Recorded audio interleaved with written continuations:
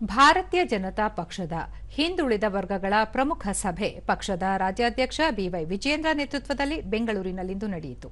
ಈ ವೇಳೆ ವಿಧಾನ ಪರಿಷತ್ತಿನ ವಿರೋಧ ಪಕ್ಷದ ನಾಯಕ ಛಲವಾದಿ ನಾರಾಯಣಸ್ವಾಮಿ, ಸಂಸದರಾದ ಪಿಸಿ ಮೋಹನ್, ಕೋಟಾ ಶ್ರೀನಿವಾಸ ಪೂಜಾರಿ, ಯದುವೀರ ಕೃಷ್ಣದತ್ತ ಚಾಮರಾಜ ಒಡೆಯರ್, ವಿಧಾನ ಪರಿಷತ್ ಸದಸ್ಯ ಸಿಟಿ ರವಿ ಸೇರಿದಂತೆ ಮತ್ತಿತರರು ಉಪಸ್ಥಿತರಿದ್ದರು.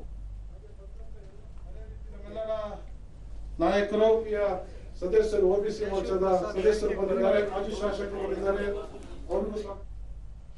ಬಳಿಕ ಬಿವೈ ವಿಜಯೇಂದ್ರ ಸಮ ಸಮಾಜದ ನಿರ್ಮಾಣ, ಶೈಕ್ಷಣಿಕ ಹಾಗೂ ಔದ್ಯೋಗಿಕವಾಗಿ ನ್ಯಾಯ ಒದಗಿಸಲು ಪ್ರಧಾನಿ ನರೇಂದ್ರ ಮೋದಿ ನೇತೃತ್ವದ ಕೇಂದ್ರ ಸರ್ಕಾರ ಜಾತಿಗಣತಿ ನಡೆಸಲು ಮುಂದಾಗಿರುವುದು ಸ್ವಾಗತಾರ್ಹ ಬೆಳವಣಿಗೆ. ಆದರೆ ರಾಜ್ಯದಲ್ಲಿ ಮುಖ್ಯಮಂತ್ರಿ ಸಿದ್ದರಾಮಯ್ಯ ನೇತೃತ್ವದ ಸರ್ಕಾರ ಜಾತಿಗಣತಿಯನ್ನು ರಾಜಕೀಯ ಅಸ್ತ್ರವನ್ನಾಗಿ ಬಳಸಿಕೊಳ್ಳುವ ಉದ್ದೇಶ ಹೊಂದಿದೆ ಎಂದು ತಿಳಿಸಿದರು.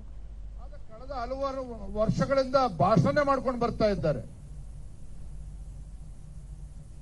ಹಾಗಾಗಿ ಕಾಂಗ್ರೆಸ್ ನೋಡೋದು ಸಿದ್ದರಾಮಯ್ಯನವರು ಮಾತನಾಡ್ತಾ ಇರ್ತಕ್ಕಂಥದ್ದು ಅಥವಾ ಸಿದ್ದರಾಮಯ್ಯ ನೇತೃತ್ವದ ಕಾಂಗ್ರೆಸ್ ಸರ್ಕಾರ ತೆಗೆದುಕೊಂಡಿರ್ತಕ್ಕಂಥ ನಿರ್ಧಾರಕ್ಕೂ ಭಾರತೀಯ ಜನತಾ ಪಾರ್ಟಿ ನರೇಂದ್ರ ಮೋದಿ ಅವರು ತೆಗೆದುಕೊಂಡಿರ್ತಕ್ಕಂಥ ನಿರ್ಧಾರ ಇದಕ್ಕೂ ವ್ಯತ್ಯಾಸ ಇದೆ.